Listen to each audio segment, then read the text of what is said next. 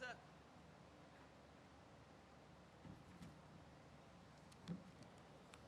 What an amazing session by Dilip ji. Life lesson. जिंदगी यही है, जिंदगी से सीखी जा सकती है. I request all the teachers to be seated because you have an amazing session ahead. This session is Designing Industry Relevant Curriculum, NEP 2020 Perspective. I request all the Board of Studies member and the faculties and the distinguished principals of different institutions to be the part of this session. I would request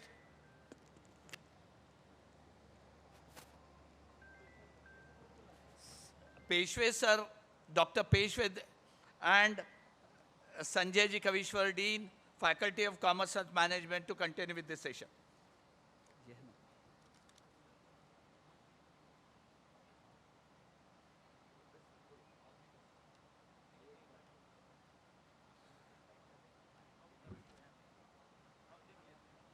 Thank you so much. Kindly be seated.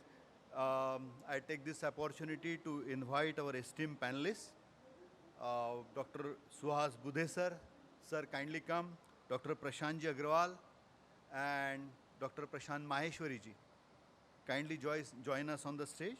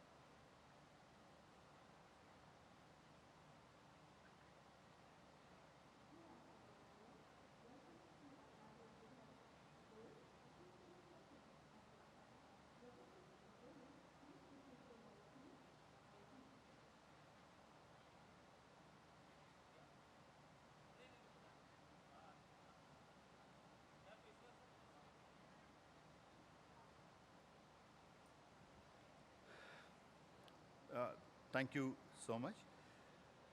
With tributes to Goddess Saraswati and Rashtrasant Tukdoji Maharaj, I would like to begin this session. At the outset, I acknowledge the motivation and support of Honorable Nitinji, Honorable Vice Chancellor and Pro Vice Chancellor Sir of RTMNU, all the office bearers of Advantage Vidarbha, Deans of the University and Management Council members. I do acknowledge the presence of respected chairpersons and Board of Studies members, principals and media representatives. Also, officials of the Association of Industrial Development. So a big welcome to all of you to the Gateway of Growth, a special Khasdar Mahotsav session on Designing Industry Relevant Curriculum, NEP 2020 Perspective. For this session today, we have on the dais three very renowned personalities from university and industry. We have with us Dr. Suhas Budhe, CMD of Biocare Limited, Dr. Prashant Maheshwari sir, who is our very own Dean from Nagpur University, and Dr. Prashant Agrawal, CEO of Microfilter Polytechnic Polymers Limited. You will be glad to know that very soon Dr. Abhay Jere sir, Vice Chairman of AICT, is going to join us in this session and will end his session with his address to all of us. I am very happy to introduce to you Dr. Suhas Budhe sir, PhD in Environmental Science, presently CMD Biocare Limited, a company with 400 employees, more than 50 franchisees and partnership. He has published papers and published papers in the renowned American Journal of Engineering Research, AGER as it is known, and has patents, very famous ones. Dr. Suhas Bude is the recipient of Business Excellence Award from Indo-Thai Chamber of Commerce, Golden Peacock Award for Eco Innovation 2012, Maharashtra State Best Entrepreneurship Award 2013, CII Industrial Innovation Award 2014, member of CII Climate Change Council. He is also called as a speaker. He was also called as a speaker at UN Biodiversity Summit COP. He is also Vice President of Vidarbha Industrial Association and a mentor of IIM Bangalore, IIM Nagpur, and Lehman School of Entrepreneurship. Also a member of Indian Business and Biodiversity Initiative Cell. I request Dr. Kavishwar sir to please welcome Dr. Suhas Bude.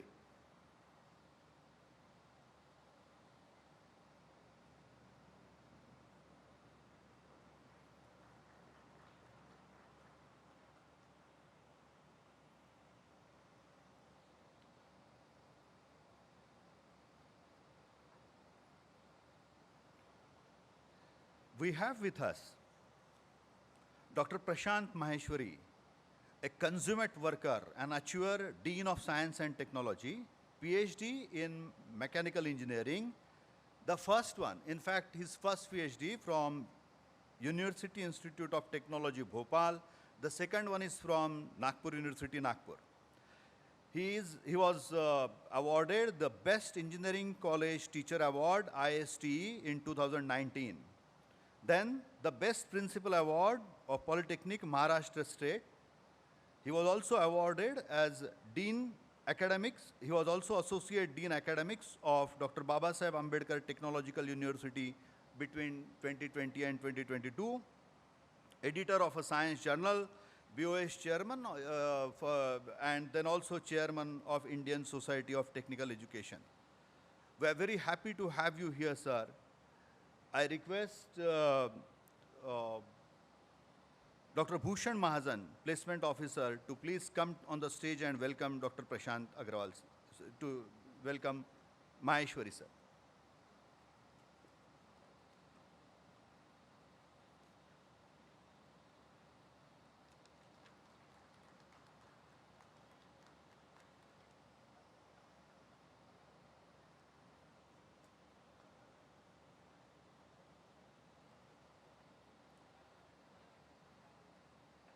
I'm very happy to introduce to you dynamic entrepreneur Dr. Prashant Agrawal, CEO of Microfilter Polymers Limited. In addition to this particular responsibility, he is also founder of IRA Agrotech and Research Private Limited, and also a lead of Logigreen BV, a European-based venture. Dr. Prashant Agrawal holds a PhD from Leiden University, the Netherlands, and also has got a postdoc in biomedical technology from Eindhoven University of Technology, the Netherlands. Technopreneurship, farm management, agricultural economics, sustainability are his areas of specialization. He has presented papers in the international conference and is also a member of Board of Studies. I request Punyani sir to please come on the stage to welcome Dr. Prashant Agrawal.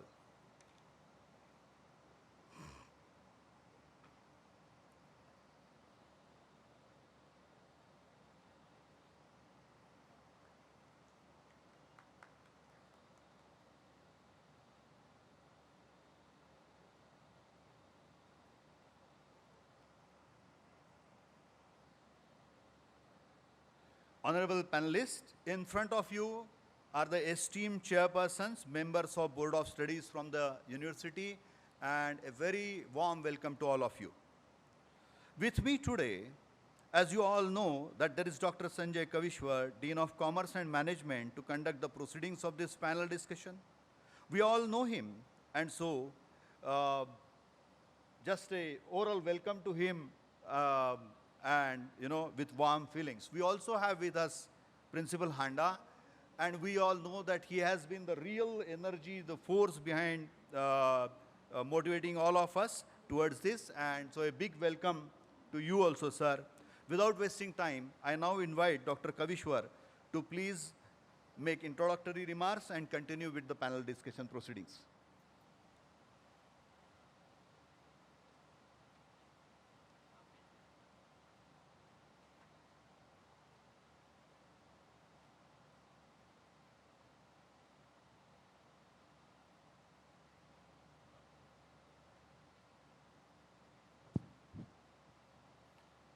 A very good evening to all the panelists sitting on the desk,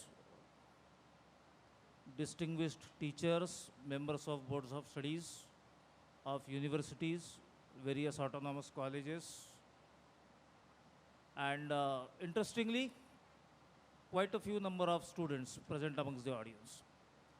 Let me take this opportunity to introduce the idea that conceptualized this session when the university was offered by Association for Industrial Development the knowledge partnership for this advantage Vidarbha, and we were doing some brainstorming that how can we get involved in these activities.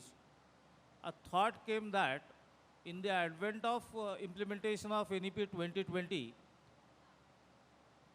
lot of industry relevance in curriculum was talked about.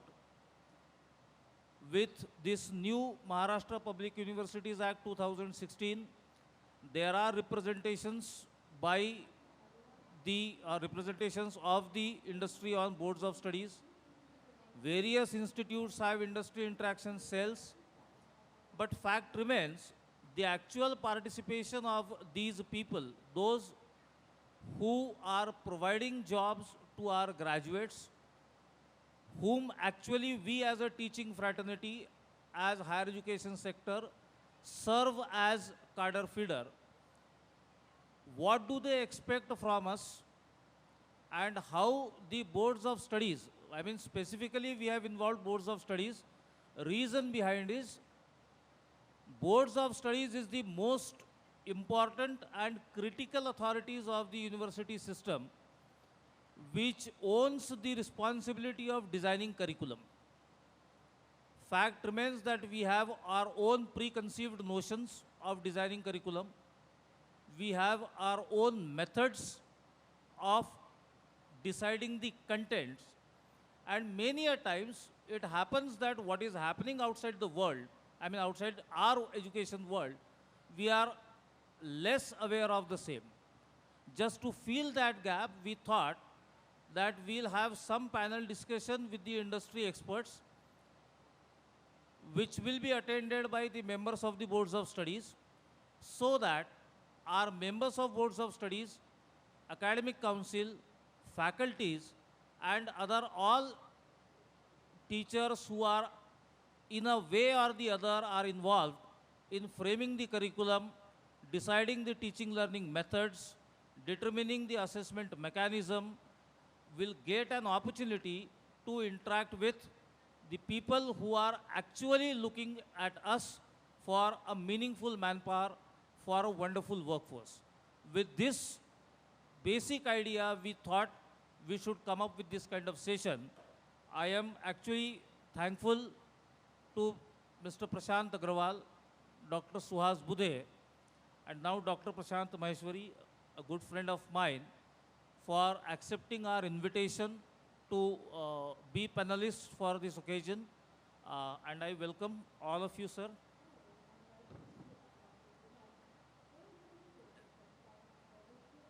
Actually, I mean, we'll go in a multilingual mode, the way you are comfortable with. Most of the times, the things that we normally come across when it comes to placements, I mean, any institution invite a company for placement. The company has a requirement of, let us say, 10 for X position. Then we tell it to our students.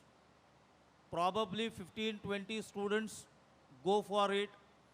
At the end of the entire process, where 15 students are sitting for a placement interview, 2 or 3 are getting selected. and after a year, normally what is seen that the fellow is not working with the same company. Either he hops the job or he is fired, and there are so many mismatches that are normally evident. I mean, whenever we interact with industry people on some or the other occasion, we come to know this, that the institutions, the universities are not in position to provide a manpower with the requisite skill sets, specifically in terms of skills and attitude. So my first question to all the panelists, which I would like every respected panelist to answer one by one, that what are your expectations from fresh graduates, specifically in terms of skills and attitude? Dr. Budhe, please. Good afternoon, everyone. Just a disclaimer that I'm not very good at this side of the table, but I'll try to answer what Vishwas sir is asking. Definitely, I think attitude, the soft skill is a very important aspect when it comes to recruitment. And hello, yeah. And we at the industry side, we find out that we have to coach the student. And that can happen because there is a gap between what is desired from a candidate and what has been taught to him. So the few skills I would like to say that we always talk about the soft skill. So soft skill also, when you talk specifically to industry, I would talk about how do a conflict management scenario in a real world can be taught to the students. So I think mimicking a real world situation in this educational institute is something which I feel is very important. Conflict resolution is one thing. The time management in the stress environment is also another soft skill which specifically can be taught to the students. And this can only happen with more interaction of institute and industry. So there has to be onboarding of industry in the institution for not only curriculum design, for all this kind of a soft skills also, which are very specific to the Specific agenda. Specific agenda. Say, an engineer graduate has to be taught Jira for a project management. So why not there is a course in the engineering which can teach Jira for project management. Similarly, for the biotechnology, it can be data. So in the real world, when you go to a biotech company, you're not only required to understand the biology, but also the data analytics of it also. So maybe some courses which can be combined together with the help of industry, I think, and the attitude definitely is a very important aspect, because when we recruit people, we want them to open their mind and learn a lot of things in the organization. So I think attitude plays a very important role. Yeah. क्यों ऐसा होता होगा, लेकिन भाई conflict resolution और openness of mind, ये चीज़ें तो वैसे डेली लाइफ में बच्चा डील करता है over the years, daily life में डील करता है ये चीज़ें from school stage to the higher education stage, लेकिन इसको करिकुलम से कनेक्ट करके यूज़फुल रहेगा ऐसा आपको लगता है? No, I did not get you. Okay, we'll hear it from him, then I'll come back to it. Thank you, sir. Whatever the points Suhas sir said are true at one respect, that is very important. But as a problem which we face as an industry or anywhere in the industry from academical students coming is the exposure, which is rightly said. But most of the time, and I'm really sorry sitting on this stage in a university saying this, but university curriculum is designed to increase the IQ of a student. But that was a past. Nowadays, all industry needs is SQ, that is called sales quotient. खुद को बेचते आना चाहिए. अगर आप में कितना talent है, अगर ये आप नहीं बेच सकते, तो यूनिवर्सिटी भी आज स्टूडेंट अट्रैक्ट नहीं कर सकती. They are themselves has to be good in sales. इसीलिए इतने यूनिवर्सिटीज़ के और कॉलेजेस के पोस्टर आपको हर जगह दिखेंगे. यही tendency this is the attitude what Suhas sir is trying to say is has to be incorporated in the students who are graduating from your university or a college or a school. See, if you can't sell yourself, nobody will buy it. And that's the most important mantra which every educational institute should teach to the students. Whether they want to be entrepreneur, they have to sell their own product. Whether they want to be employee of any company, they have to sell themselves to the recruiter. At the same time, whether you want to be going for a higher education, there also there is always an interview process. So I think that's where if university learned hard way or colleges learned hard way कि अगर हम नहीं बेचेंगे, हमारे पास ये है, हमारे पास ये एक्रेडिशन है, हमारा स्विमिंग पूल है, हमारा ग्राउंड है, हमारे यहाँ अच्छे टीचर है, आप आओ हमारे एडमिशन लो. अगर आप खुद बेच के स्टूडेंट्स को अट्रैक्ट करना चाह रहे हो, यूनिवर्सिटी में कॉम्पिटिशन्स करके अट्रैक्ट करना चाह रहे हो, ये एटीट्यूड आप स्टूडेंट्स में पास ऑन करो कि देख बेटा मेरे को भी बेच के तेरे को खरीदना पड़ा है, तू भी अपने आप को बेच के ही खरीद सकता है. If you incorporate that 10% in a students, they are smart enough to sell themselves in any industry or any scenario. I think that's the missing link I always think between the academia and the industry. Maheshwari sir. Thank you very much, Association for Industrial Development and Dr. Kavishwar and Dr. Peshwe for giving me this opportunity to be the part of panel. Though I'm not an industrialist, but I'm from an education industry. But I certainly believe that the concerns which the two industry experts have raised, are really very, very important. Why does, like Agrawal ji has said, why a student takes admission into any academic institution? There are three purposes as to why the student takes the admission, and also the three purposes as to why the parent sends the students to an academic institution. The first purpose is that after the education, the student should get an employment. The second purpose, as rightly told by Agrawal ji, that a student may be wanting to go for higher education. And the third purpose is that a student is wanting to become an entrepreneur. If you see these three aspects, then you will find that the communication plays a very, very important role. Communication not specific to a particular language, but communication by way of which you should be able to understand the question asked to me and the reply made to the question. For that, the communication is very, very important, and as we say that employability of the students, out of 5, only 1 student is employable. So very important employability factor is a communication. Other than that, there are a lot of factors like he should have the reasoning, logical reasoning student must have, analytical capability the student must have. The student should understand, should have the emotional quotient in addition to the sales quotient which Agrawal ji has told. So all these things if a student has, then only probably he will be an employable student. If I have asked a student, introduce yourself. If the question is asked, introduce yourself, and if a student is not able to understand the spirit, if he understands only the letter, and if he does not understand the spirit behind the introduction, and if he goes on introducing his name, his qualifications, his family matters, then probably he is going somewhere wrong, because for introduction you may be giving at the most 30 seconds to 1 minute. You need to explain the skills which you have pertaining to the job for which you have come for the interview. You must have heard about that Benjamin Bloom's has given 3 domains of learning. Out of 1 domain is affective domain, which is related to the emotions, which is related to the way you speak, the pattern you speak, and therefore it is very important that the communication, logical reasoning, and aptitude in terms of the analytical ability the student should have.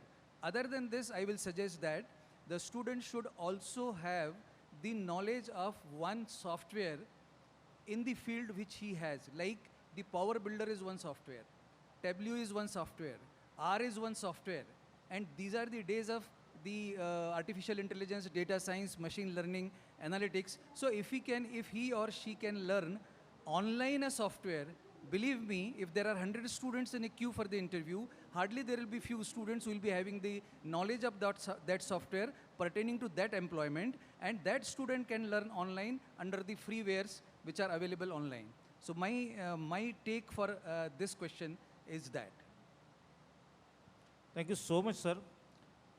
ये जो सवाल पूछा गया था इसमें मतलब इसका जो स्पिरिट था वो भी एक बार डिस्कस कर लेता हूँ आधे मिनट में, कि भाई नॉलेज, स्किल एंड एटीट्यूड, ये 3 चीज़ें करियर बनाने के लिए इम्पोर्टेंट होती है ऐसा हम समझते हैं, जिसमें से ट्रेडिशनली हमारे यहाँ ये अंडरस्टैंडिंग है कि नॉलेज प्रोवाइड करना ये एजुकेशन इंस्टीट्यूशंस का काम है। अब स्किल्स और एटीट्यूड किसने प्रोवाइड करना ये अपने यहाँ कहीं पर डिफाइन नहीं किया गया है। एनईपी के इम्प्लीमेंटेशन के चलते हम ये बात कर रहे हैं होलिस्टिक डेवलपमेंट की, मल्टीडिसिप्लिनरी अप्रोच की, तो when it comes to holistic development skills and attitude will definitely rope in, ये दोनों अपने आप आ जाएंगे। मैं अभी सुहास जी से दूसरी बार सवाल पूछ रहा था तो वही पूछ रहा था कि भाई कन्फ्लिक्ट मैनेजमेंट हुआ, मतलब कन्फ्लिक्ट रिजोल्यूशन हो गया, टाइम मैनेजमेंट हो गया, ये इतनी बेसिक चीज़ें हैं, ये चीज़ें बच्चा स्कूलों कॉलेजेस में जाके सीखना चाहिए ऐसा ज़रूरी भी नहीं है, और ये वो ओवर द ईयर्स करते आता है। The only thing is that we do not recognise it as a learning, which the NEP is going to ask us to do. That is one thing.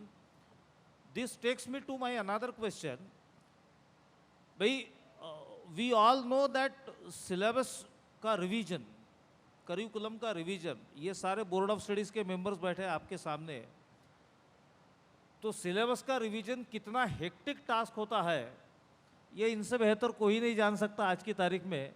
और पिछले साल 1.5 साल में इनके ऊपर जो एज अ डीन हम लोगों ने कलेक्टिवली अत्याचार किए हुए हैं, ठीक है, उसके मारे हुए ये बेचारे। तो इन व्यू ऑफ दैट अब ऐसा है कि बाहर की दुनिया लगातार बदल रही है, इंडस्ट्री की एक्सपेक्टेशंस इतनी फास्ट बदल रही है कि एजुकेशनल इंस्टीट्यूशंस को उनके करिकुलम के ज़रिए उसके साथ में पेस कीप अप करते रहना, ठीक है, ये बड़ा ही मुश्किल होते जा रहा है दिन ब दिन। मतलब जिन दिनों हम लोग पढ़ते थे उन दिनों 7-7, 8-8 साल में एक बार सिलेबस बदलता था। So my question is to doctor Suhas Budhe that what strategies should the boards adopt to future proof their syllabus in the light of rapid changes. जो जिस किस्म से चेंजेस हो रहे हैं, ठीक है, उसको मैच करने के लिए फ्यूचर प्रूफ कैसे बनाए सिलेबस को।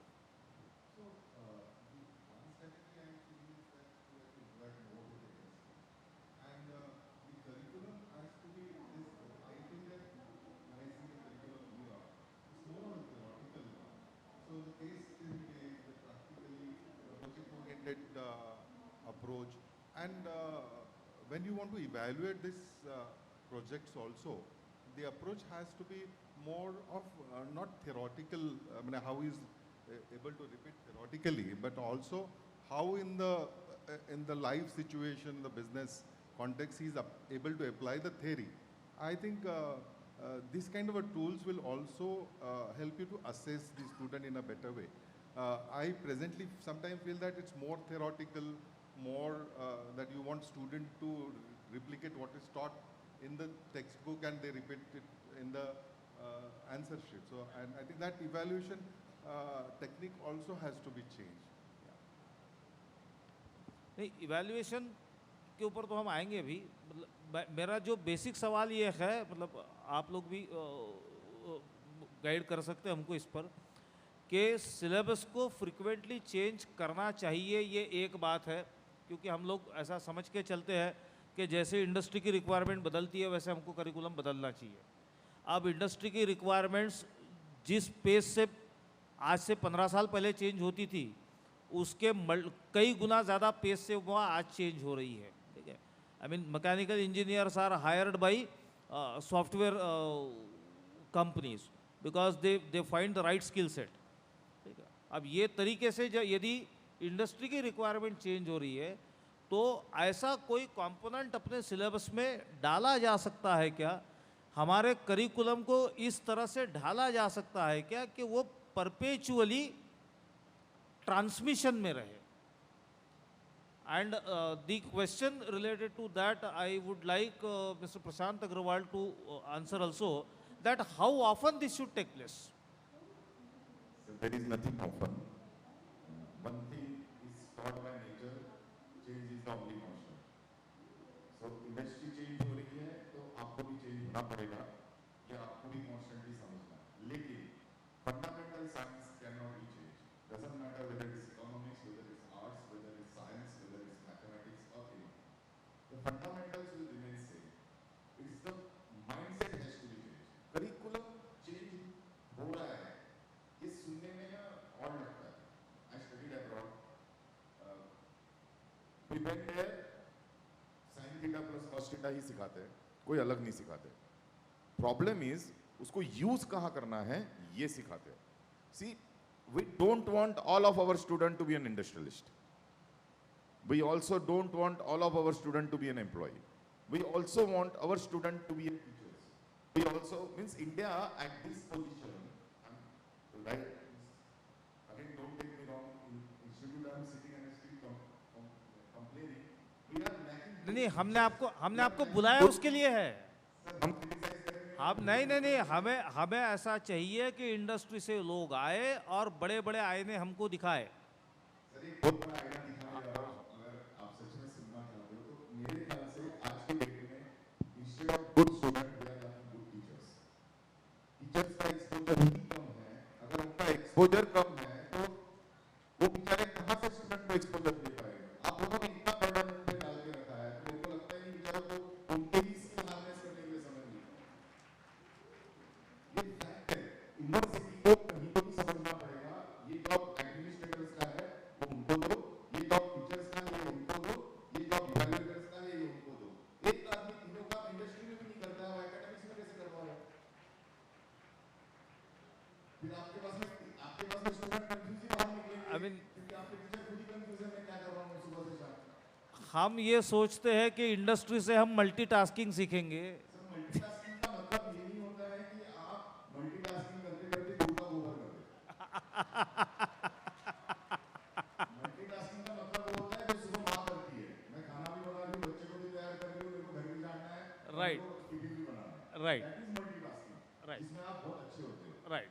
ये मल्टीटास्किंग नहीं होता है कि टीचर का समय खुद का स्किल्स के हार्नेस करके उस सर देखो बेसिक साइंस और बेसिक चीजें नहीं चाहिए. अपने को साइंटिस्ट भी उतने ही जरूरी है जिनको फंडामेंटल समझना जरूरी है. अगर आप आज साइंटिस्ट और पीएचडी स्टूडेंट्स नहीं लाओगे तो आप आर्टिकल्स कहाँ से पब्लिश करोगे? परसों का सर्वे पब्लिश हुआ है कि India lags way behind in terms of the publication of articles in the good journal. अब कल चलिए गवर्नमेंट प्रेशर डालेगी सारे एकेडमिक्स पे इंस्टीट्यूट पे कि अब तुम आर्टिकल पब्लिश करो. जैसे अभी प्रेशर डाल रही है कि तुम एंटरप्रेन्योर्स पैदा करो. अरे ऐसे पैदा थोड़ी ना होते हैं. कहाँ से एंटरप्रेन्योर्स पैदा हो जाएंगे ओवरनाइट में?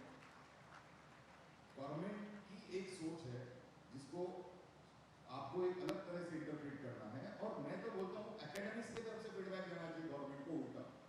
अगर आप चाहते हैं हम ये करें तो हमको उतना फोर्स दीजिए. हमारे टीचर्स को उनको ट्रेनिंग पहले उनको ट्रेन कराओ. जब तक कि आप उनको ट्रेन नहीं करोगे तब तक के वो स्टूडेंट्स को कहाँ से ट्रेन करेंगे? एक कंप्यूटर रिवॉल्यूशन आया था 96 में. 2000 में सारे गवर्नमेंट एम्प्लॉइज को बोला गया एक तो आप कंप्यूटर सीख लो नहीं तो जॉब छोड़ दो. तब की गवर्नमेंट का आप डाटा उठा लो 70% of the government employ refuse to learn the computer. उन्होंने बोला हम नहीं सीखेंगे. आपको लाना है रिवॉल्यूशन, आप नए हायर करो. गवर्नमेंट जॉब से निकाल तो नहीं भाई. गवर्नमेंट अच्छे से चली ना. If government can follow that, why can't we do that in an academic institute that leave alone the teachers, let them teach.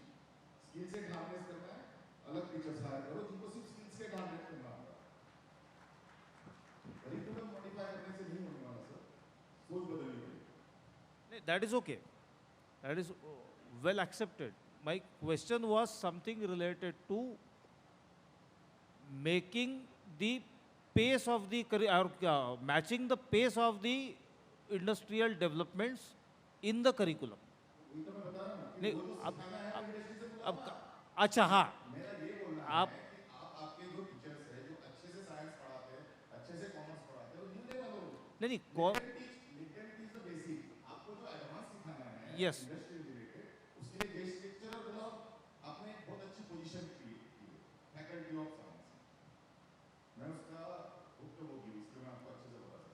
अच्छा वो जो इंडस्ट्री वाला है ना, उसको बुलाते हैं और बोलते हैं कि हमारे यहाँ का पूरा रिवैम्प करो, हमको फैकल्टी ऑफ साइंस क्रिएट करना है। हाँ क्योंकि गवर्नमेंट ने प्रेशर डाला, हाँ समझ में किसको आ नहीं रहा था।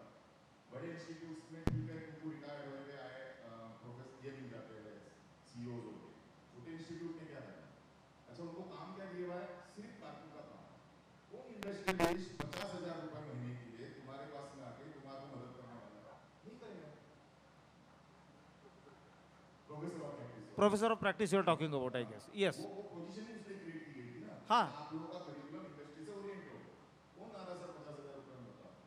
नहीं आता सर। रेम्यूनेशन भी एक होता है, क्योंकि अपने आप के लोग ब्रेन ड्रेन क्यों हो जब आपको फॉरेन में जाके अच्छा पे स्केल मिलने लगे। आप रिवर्स ब्रेन ड्रेन की बात कर रहे हो, उनको सैलरी दे सकने वाले क्या नहीं दे सकते।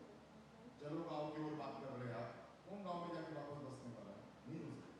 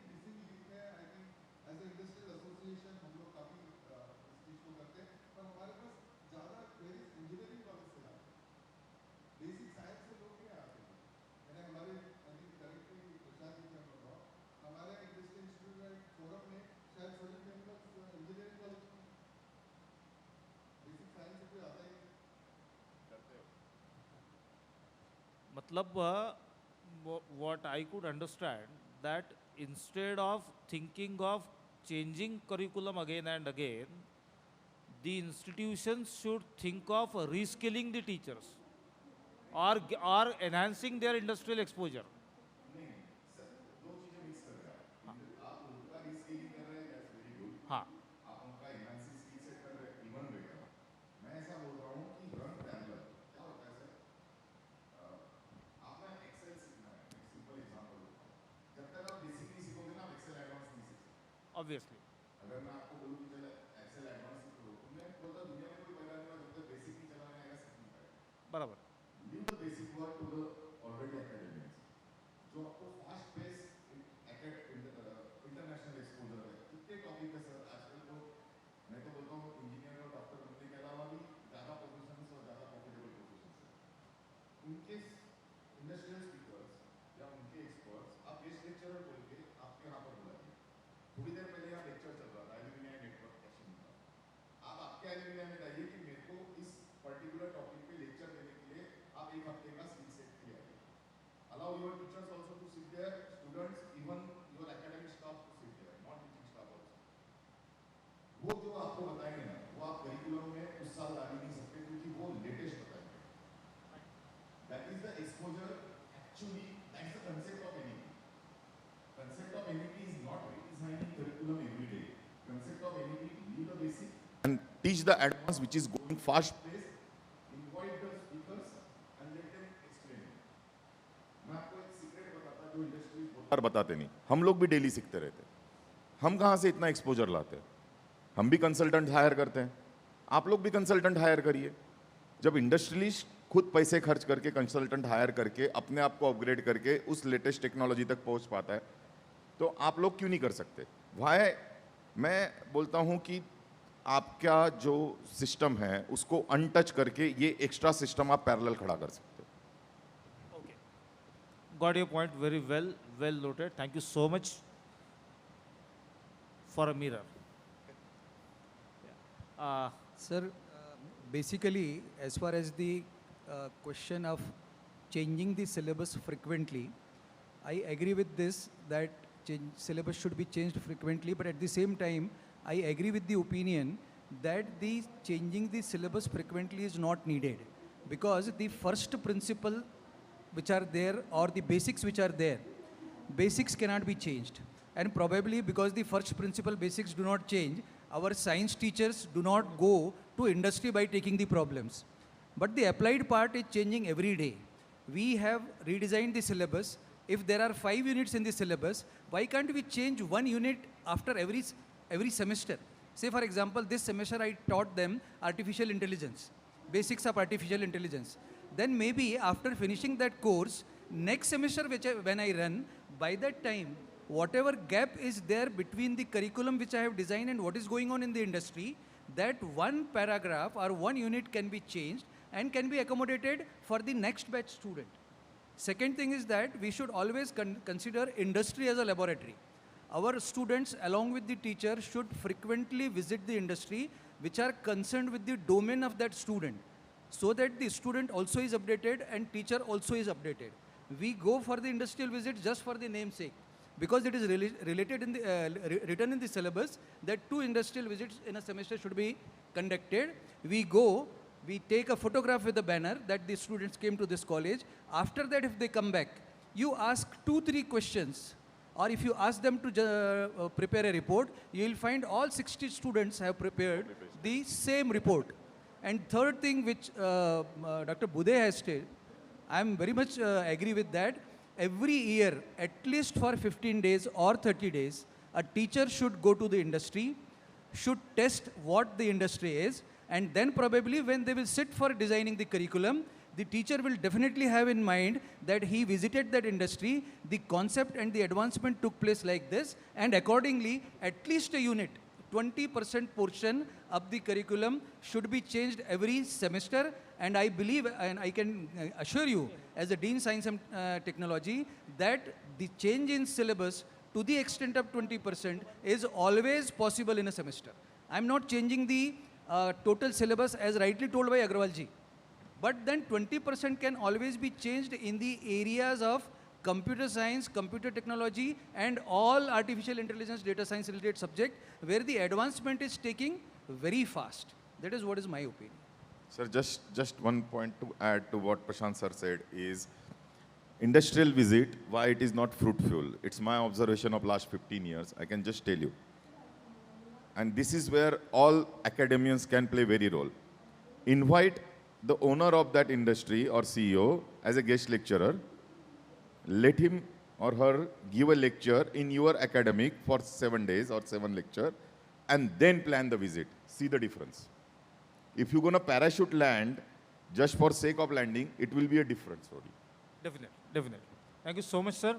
Maheshwari sir, I would like you to address regarding making curriculum multidisciplinary, that is combination of engineering, management, humanities, fine arts.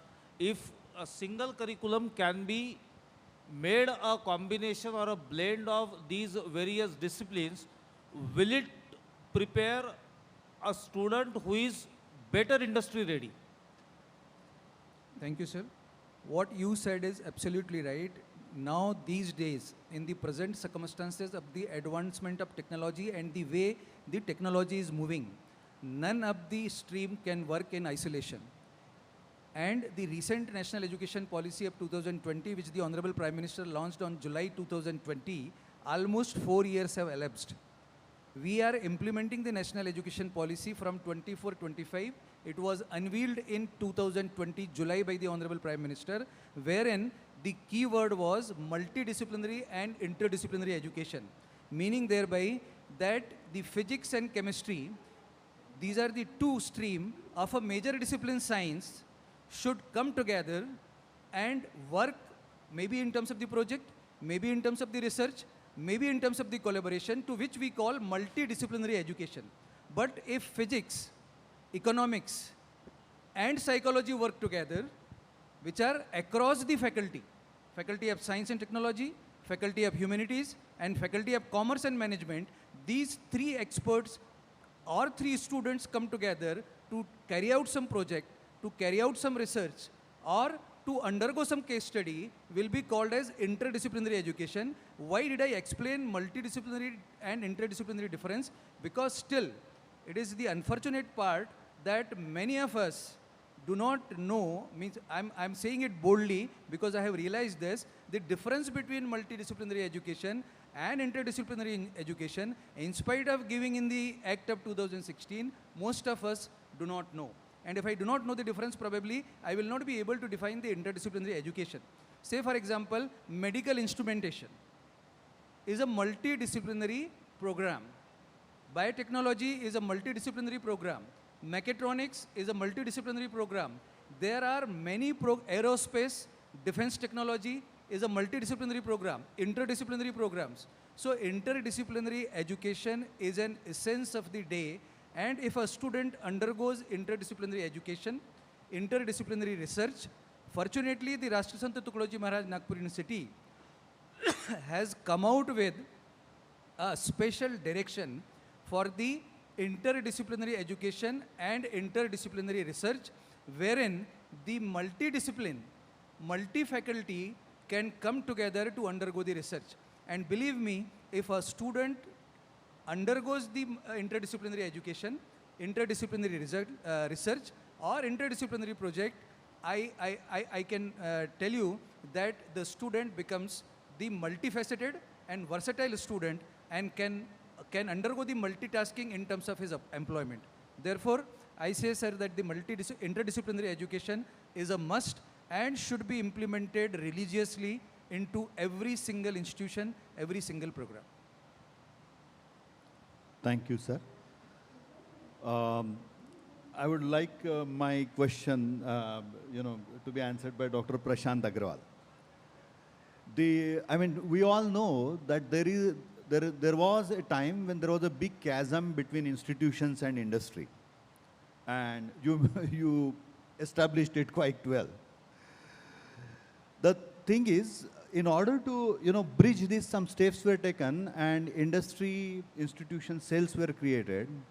Also, nominees from the industry were also brought in on the board of studies. When we checked with them, they said it's not enough. Well, when we tried to get the feedback from industry, they also said that having these 2-3 minor changes is also not enough. But the thing is now, at the point where we stand, how can we do something?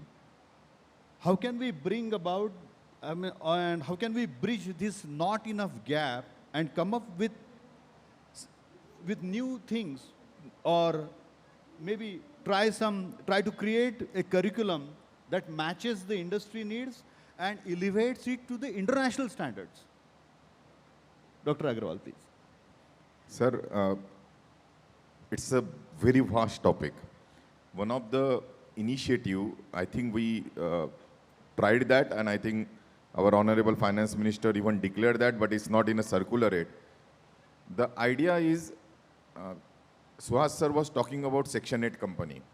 The idea for Section 8 company was not about taking the money for the projects or the fundings written by the mentor or a student, either for entrepreneurship grant or either for any project. There was another angle to it. Industry always faced with the problem. We never have industrial-based PhD research going on because an academic professor has to write it, and then the IP is always the issue. So then the industry never gets involved. The idea was industry always have so much CSR fund left. In academics, if they give the CSR fund in terms of their own research, it was not considered into the CSR bracket. So that was the one circular ask by Finance Minister at that time, and I think we even gave a letter to Nagpur University at that time that you can request all the industries who does the CSR activity to sponsor a PhD student or a research in your university or in your college or in your academic institute, which is completely funded by the university, industry. So you don't have to worry about all those grant writing and all those BIRAC grant and DST grant and all those things. And then the bridging will happen because industry will say, this is my problem. I need the solution for this, do the research on this. When the research is done in your own institute on a industrial problem, which is current problem, immediately that academic institute is uplifted because the knowledge sharing from to the academians, to the teachers, to the student is at the current topic. That's one way of doing it. Second way of doing it is very simple. Start giving the problems back to the students. This is a practice I think every academic institute should learn. See, I agree with sir about not changing the 80% of syllabus. I'm glad you also think the same. But 20% of the syllabus should be a commercially oriented. Start giving them the real industrial problems. Ask your industrial partners, or again I say how you make industrial partner, invite them as a guest lecturer. Ask your industrial partner saying that give us your current problems. If you give us the current problem, include those current problem in a problem solving. By end of the lecture, a professor can give their student few burning questions, try to ask them, go Google, do it, search the library, do whatever you want, find out the solution. Let them come up with the solution, discuss it in a class. Professor can discuss, he can invite couple of his own colleagues if it is multidisciplinary, try to find out one solution. Now present that solution in front of an industrialist, saying that this is the solution we find. You will get an honest reply from an industrialist saying that whether it is right or wrong.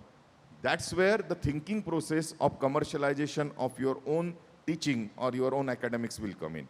This is the simple way of making even students ready for the industry because they know that this year they solve those problems which were a current industrial problem. And that, I think, nobody is stopping you because that's not changing syllabus, it's just bridging the gap. Thank you so much. Now next question is for Dr. Prashant Maheshwari, sir. Sir, I mean, as a head or as an educator, we also, we face several challenges, but one of them is how to groom and develop the entrepreneur. Of course, like all our students are not going to become entrepreneurs, that is true. But, there are always those who show some talent in them, and then the challenge is how to develop them, how to groom them, and how to integrate entrepreneurial skills in the education system is the real challenge before us when you have the student in front of you and the syllabus and curriculum is already fixed. Thank you, sir. See, when we talk about the entrepreneurship, first thing which we should do is that a teacher who was never an entrepreneur should teach the entrepreneurship subject. That is what is my first request. For teaching an entrepreneurship subject or how a student should become an entrepreneur should be taught by a successful entrepreneur, or better is an entrepreneur which could not become successful. He can tell you that what you should not do. And in how this should be inculcated into curriculum, the best example I'll give you, we have with us Dr. Abhay Jere, who is the Vice Chairman of AICT. When he was there in the Ministry of Innovation, he was there in the Innovation Cell of Ministry of Education. He launched, his brainchild was the Institute Innovation Cell. These Institute Innovation Cell, he only introduced the concept, and now there are 3,500 institutions have Institute Innovation Cell, where all the activities related to startup, entrepreneurship, patent awareness, and many things which make a student to become an entrepreneur or which make a student to generate the idea without running behind the grades and the mark sheets, as he rightly told in one of his lectures. Out of these 3,500 Institute Innovation Councils, 500 innovation councils have done almost 70,000 activities. 70,000 activities which are related to the entrepreneurship, idea generation, prototyping, and movement towards the patent generation or intellectual property generation. And there are 500 institutions, if I'm not wrong, sir, they are having 5-star designation given by the Ministry of Education or Innovation Cell and All India Council for Technical Education. They have recently started the School Innovation Council. And the School Innovation Councils are also doing very strongly. Like this, if we continue the efforts, in addition to the curriculum, probably this particular area of entrepreneurship can be taken care of. Thank you. Thank you, sir. My third question and last one, and after that Dr. Kavishwar will go, is for Dr. Suhas Bude, sir. Sir, you are mentoring startups and you are a renowned innovator yourself. You must have came across a cry that the university syllabus there is no meaning in it because it doesn't skill the graduates according to the needs of the industry. Times changed. I mean, this was a fact. And then times changed with the national education policy. The Board of Studies members, the chairmen worked hard, as mentioned earlier, and came up with a curriculum that incorporates vocational skills courses and skilling courses. We know that for skilling, I mean, any kind of skilling, just because it is there is not meaningful unless meaningful skilling has been done by us. So my request to you is, please tell us how can the skilling component be meaningfully embedded in the curriculum. Thank you, sir. So, I have been very strong believer of a very strong industry connect to the university. The industry will bring all this requirement to you.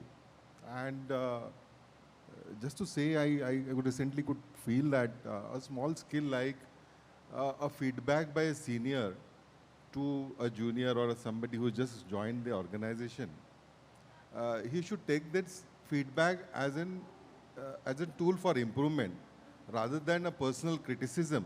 As a simple thing like this can be really taught to student in a way, in a maybe soft, it is a component of a soft skill.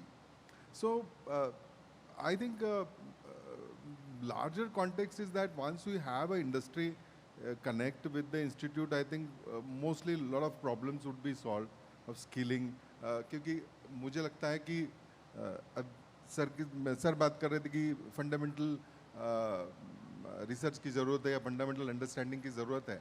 हम अगर कोई MSc में आता है बंदा तो मुझे ऐसा लगता है कि फंडामेंटल ऑफ दैट साइंस ही नोज, और नहीं भी है तो वो गूगल करे और जान ले. He should be able to apply that knowledge to a live project or live problem of a business, and that is what is expected. So that will completely change the whole game. Yeah. Thank you, Dr. Suhas. This is about curriculum that we were discussing about. There are two more important aspects in the entire education. One is curriculum, another is delivery, and the third one is assessment, which is normally perceived as evaluation and not assessment. Actually, our education system itself for different segments are apparently not believing in the evaluation system or at the earlier stage. For engineering, you have to go for n number of tests. For medical, you have to go for n number of tests. Then if you want to get into teaching, you have to go for NET. If you are appearing for job interview, the recruiter will have his own aptitude test, so on and so forth. So it is evident that most of the times the evaluation that universities or higher education institutions normally does, whatever method we follow as on date, okay, is apparently not comfortably accepted by the industry. So what can we make to make it more acceptable by the industry? I would like brief answers from all of the panelists. Starts from academics. He has a he has a complete thesis on assessment reforms. That's why I said start with him. I know their reforms, so we can just add on them. Yeah, yeah, definitely, definitely. I am a believer of the fact that everything what I am teaching in a class, say for example, I have to teach 40 hours. I must know that what I am going to teach every single hour. If I am teaching, say for example, in first hour, what is Ohm's law? I must know the outcome of that 1 hour teaching. Means I should not say teaching, one outcome of 1 hour learning. If I have taught for 1 hour, I as a teacher must know that what I am expecting the student to learn. At the same time, the student should also know that what he is expected to learn.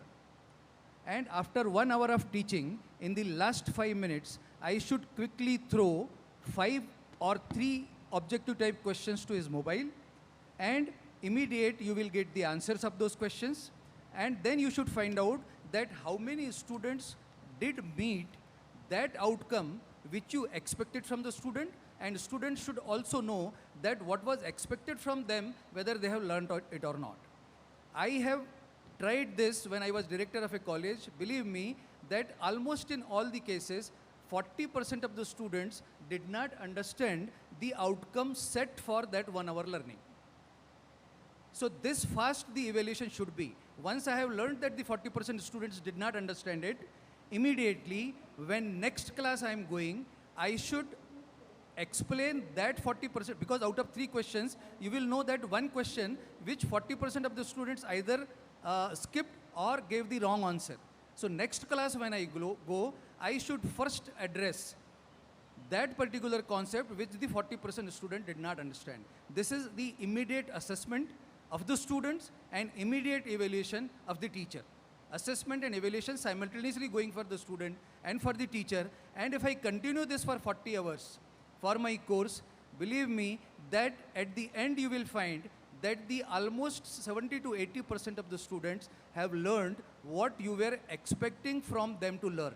And for this, basically, when I decide the outcome should be well defined. हम पढ़ा एक रहे हैं, outcome दूसरा लिख रहे हैं और एग्ज़ाम तीसरे की ले रहे हैं. ऐसा नहीं होना चाहिए, जो कि बहुत सारी केसेस में देखने में आता है. And total evaluation and assessment should be performance based. Minimum classroom teaching, maximum activity based teaching. Evaluation should be based on activity, which the National Education Policy 2020 has done. They have reduced the core courses to 50%, and they have introduced the 50% courses which are field based or performance based. That is what is my idea about the assessment and evaluation. Thank you, sir. Should I add? Yeah. I will say brilliant suggestion by sir. Only drawback I can see is teachers will get also evaluated, which is teachers will not like it. So there are only few teachers who like to see their face on the mirror. So if student doesn't understand, is it a fault of a student or a teacher, is also a questionable problem then. So there is a flaws with your system also, but I would prefer not to react. Sir, I can speak from the industry point of view. I have one suggestion which I think might work in every institute. There is this 50-50% theory versus practical thing. The practical evaluation should not be done by the academians. It should be done from the outsider industrialist. Then only you will bring them to a benchmark of an industrial standard. Academians are very good in evaluating academical problems. Industrials will always help you evaluate their actual practical skilling part. See, sometimes I tell you this, and you must be reading in most of the books or most of the podcasts nowadays, or reels, so-called popular things. To earn money, you don't have to be educated. You need certain skills to earn the money. The definition of a successful person, I really like one point raised by Prashant sir, is you should call fail entrepreneurs, because they will teach you what not to do. What to do, everybody will teach you. Everybody is Gyani. They say when the budget is published, 140 crore people are the economical experts. So it's like that. So in academic institute interaction part, we say is if you leave the practical part to the industrialists to evaluate, they will evaluate not in terms of academics. They will evaluate the efforts taken by the student. Whether he was trying to solve the problem by looking at other way around or the directly. How much R&D he did. Whether he tried to solve the problem, he tried to interact with the people. There are so many HR, PR, finance, production, skill development, whether it's AI applied or not, so many angles which industrialist looks at. Those students might be good in that part, not in academics. So for academic point of view, must have failed in the project or in the practical part. But for industrial point of view, he is a brilliant student. Because we know that the efforts he is taking or the teamwork he is doing, he or she is doing, is brilliant. That's what we need. So instead of evaluating them, we will evaluate them and also we will hire them at the same time. So I will say institutes can actually appoint industrialists who are willing to evaluate a projects and leave them away from the academians.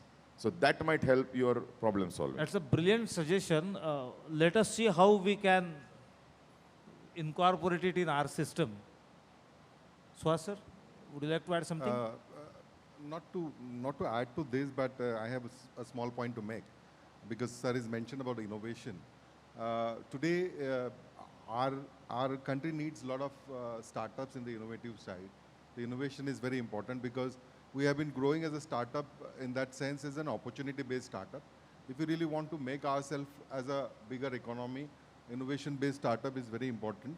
But fundamentally, when I see and meet a lot of entrepreneurs who are very educated, but the education system at the down, the higher secondary level, the school level, is such that you are not allowing students to think out of box. You want them to repeat or you want to produce what has been taught in the textbook.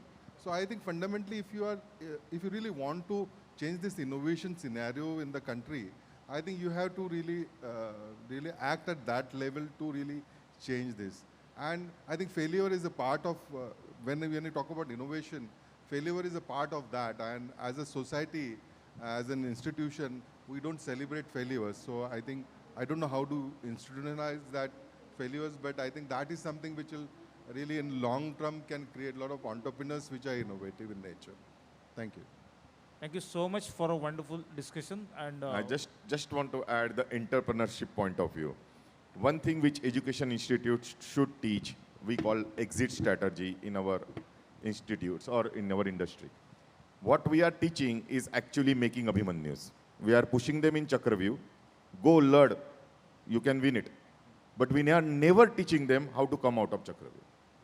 We are not teaching any student, if you fail, either in academics, whether in industry, whether in job, whether as an entrepreneur, what to do next.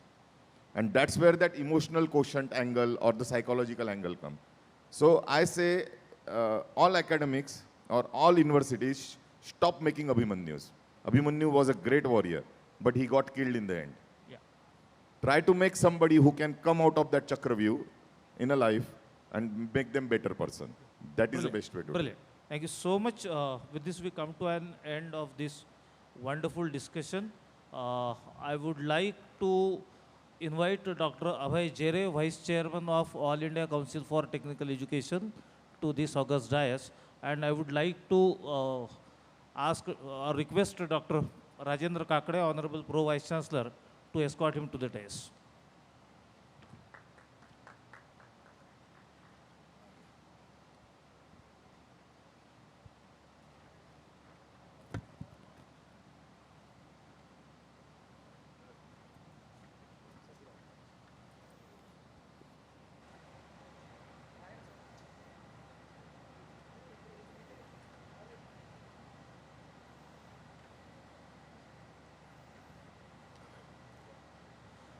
Dear friends, it's my pleasure to introduce a person of eminence, Dr. Abhay Jere, who is currently occupying the position of Vice Chairman, All India Council for Technical Education on this dais.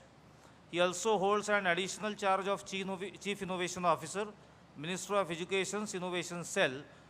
Before joining AICT as a Vice Chairman, Dr. Jere served in Ministry of Education as its first Chief Innovation Officer, Previously, Dr. Chere also worked as Chief Scientist, Life Sciences and R&D Head for Persistent Systems Limited. Is the brain and driving force behind annual initiative Smart India Hackathon, which has now evolved as world's biggest hackathon and largest open innovation model. His efforts have established hackathon culture in India. Prime Minister Shri Narendra Ji Modi has personally applauded his initiatives, and now Dr. Jere executes, even organizes national hackathons for India like Singapore India Hackathon, Africa India Hackathon, etc. I would like to request the audience to have a big round of applause for Dr. Abhay Jere. Dr. Jere is also a very active scientist in the field of biology and bioinformatics, having worked in the US, Japan, Europe. He has worked in cutting-edge areas such as vaccines, personalized medicines, and personalized genomics. Recently, to systematically foster the culture of innovation at school level, as Dr. Maheshwari has already quoted, Dr. Jere has designed School Innovation Council program to promote creativity within student population. Currently, SIC has been established in 2,800 plus schools across the country. Dr. Jere completed his PhD from National AIDS Research Institute, Pune. Dr. Jere received multiple awards like Thought Leadership Award by World Assessment Council, Boston, USA, Distinguished Alumni Award by ICT Mumbai, and Dr. Shyama Prasad Mukherjee Award. We are actually privileged to have such an eminent person on this dais. I would like Honorable Pro Vice Chancellor Dr. Kakade to welcome Dr. Abhay Jere with a sapling and memento.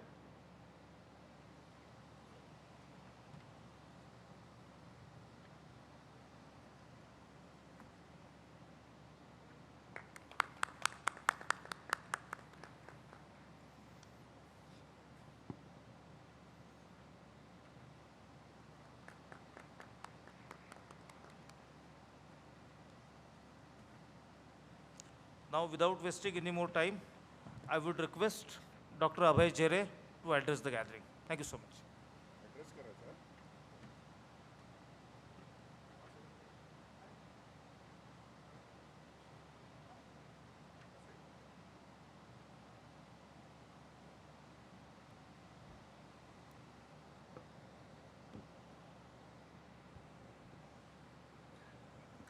नमस्कार.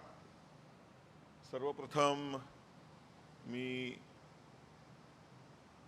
विद्यापीठाचे मनापासून आभार मानतो की मला इथे बोलवलं, काकडेजी,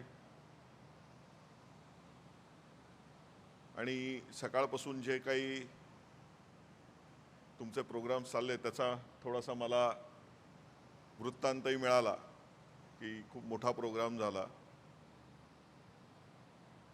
आणि मला इंडस्ट्री अकॅडमिया याविषयी थोडंसं AICT काय करतंय, मराठी चालेल का, English is a better option? Vidarbha आहे म्हणून म्हटलं मराठी चालेल ना, ओके. आणि इंडस्ट्री अकॅडमिया कोलॅबरेशन्समध्ये काय करता येईल किंवा पुढे कसं जाता येईल याविषयी थोडंसं विस्तृत चर्चा करावी म्हणून मला काकडे सरांनी सांगितलं की बाबा रे तुझं काय मत आहे ते तू सांग. म्हटलं ठीक आहे, मी माझ्या पद्धतीने प्रयत्न करतो. मी आधीचं पॅनल डिस्कशनही थोडंसं ऐकत होतो. त्याच्यातले काही मुद्दे प्रचंड रेलेव्हंट होते. आम्ही काही गोष्टी करण्यासारख्या गोष्टी आहेत त्याच्यात निश्चित. पण इंडस्ट्री अकॅडमिया कोलॅबरेशन हा विषय मला असं वाटतं मागचे 20-25 वर्ष 50 वर्ष बोलला जात आहे. आणि जेव्हा लोक डायसवर उभे राहतात किंवा जेव्हा कुठलेही असे प्रोग्राम होतात त्याच्यात हा न चुकलेला विषय आहे. पण त्या अनुषंगाने काही होतंय का असं निश्चित विचारलं तर त्या प्रमाणात होत नाही. आणि का होत नाही? This is the right question which really need to be asked. भरपूर वेळा जेव्हा इंडस्ट्रीशी आपण बोलतो त्यावेळेस इंडस्ट्रीचं असं म्हणणं आहे की तुम्ही जी मुलं घडवता, तुमचं सिलेबस आहे, तुमचं करिक्युलम आहे, ट्रेनिंग आहे, स्किलिंग आहे, is not up to the par. आणि जेव्हा तुम्ही फॅकल्टी मेंबर्सशी बोलता त्यावेळेस त्यांचं असं म्हणणं असतं की सर आम्ही फंडामेंटल्स शिकवतो, आम्ही कन्सेप्ट शिकवतो, आता जर 3-4 वर्षांनी प्रत्येकाची टेक्नॉलॉजी वेगवेगळी होत असणार आहे किंवा बदलत जाणार असणार आहे, तर इतक्या फ्लेवरचे कोर्सेस कुठून आणायचे? आणि दोन्ही गोष्टींमध्ये तथ्य आहे की तर दोन्हीकडचे एक्सपेक्टेशन्स जे आहेत मला असं वाटतं की खूप रॅशनलाइज करायची गरज आहे.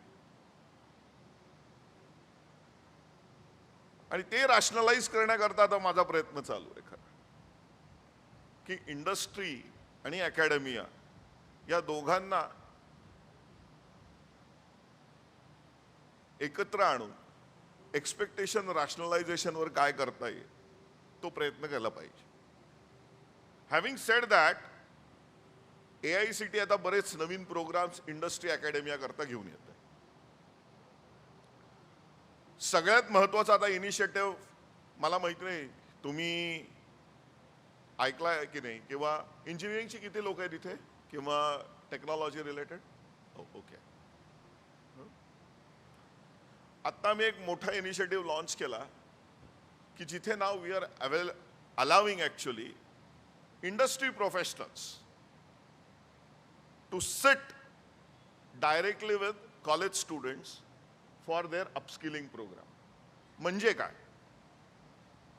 की आता इंडस्ट्रीमध्ये 30-35 वर्षाचा व्यक्ती आहे, आता AIची भरपूर मोठी लाट येते की बाबा तुला AI शिकायचं आहे, तर AI शिकायचं असेल तर 2 पद्धतीने किंवा 3 पद्धतीने शिकता येईल की कुठेतरी ऑनलाईन काहीतरी कोर्स केला, दुसरं की तुम्ही त्यांच्याकरता कुठल्या तरी युनिव्हर्सिटीला सांगितलं, नास्कॉमला सांगितलं की ना बाबा यांच्याकरता एक कोर्स करा, किंवा तिसरा की डायरेक्टली आपल्या एज्युकेशनल इन्स्टिट्यूट्सना जर आपण सांगितलं की तुमचा जो AIची बॅच आहे, बीटेक AI आहे किंवा B Tech computer science with AI flavour असेल, तर त्याच्या जर AI तुम्ही काय 4थ्या सेमला शिकवताय, 5व्या सेमला शिकवताय, 6व्या सेमला शिकवताय, जे काय प्रत्येक युनिव्हर्सिटीचं स्ट्रक्चर वेगळं आहे सिलेबसचं, तर त्या क्लासमध्ये डायरेक्टली वर्किंग प्रोफेशनल्सला बसायला का नाही अलाउ करत? आणि आता आम्ही ते अलाउ केलेलं आहे. कारण की भरपूर वेळा काय होतंय, इंडस्ट्री अकॅडमिया कोलॅबरेशन्स म्हणलं की शॉर्ट टर्म इव्हेंट्स होत आहेत जिथे बोललं जात आहे, दोघांनाही मान्य आहे, पण एक लॉंग टर्म सस्टेन्ड एंगेजमेंट होत नाही. आणि मगाशी एक चांगला मुद्दा इथं मांडला होता की PhD प्रोग्राम्स इंडस्ट्री प्रॉब्लेम्सवर कसे देता येतील. पण PhD हा एक विषय झाला किंवा एक ॲस्पेक्ट झाला, त्याचा एक dimension, it is one just dimension. पण आपण ॲट अ स्केल हे कसं करू शकतो, that is the question we really need to ask. So आता आम्ही अलाव केलेला आहे की जिथे वर्किंग प्रोफेशनल अपस्किलिंग करता डायरेक्टली कॉलेजच्या विद्यार्थ्यांबरोबर, फॉर्मल रेग्युलर विद्यार्थ्यांबरोबर बसून ते कोर्सेस करतील. आणि जे असाइनमेंट्स रेग्युलर विद्यार्थ्याला करावे लागतील तेच असाइनमेंट्स या वर्किंग प्रोफेशनललाही करावे लागतील. त्यांनी काय होईल, जेव्हा वर्किंग प्रोफेशनल आणि विद्यार्थी हे एकत्र एका बेंचवर बसायला चालू होईल, त्यावेळेस त्या दोघांमध्ये एक वेगळं नातं, एक वेगळी मैत्री तयार होईल आणि दोघंही एकमेकांकडून बऱ्याचशा गोष्टी शिकू शकतील. आणि जो आत्ता आपल्या मुलांना नेटवर्किंगचा प्रॉब्लेम येतोय की बाबा मी कोणाला त्या इंडस्ट्रीमध्ये अप्रोच करायचं, आणि मग आपले TPOs एक व्यक्तीच ते सगळं करत असतो.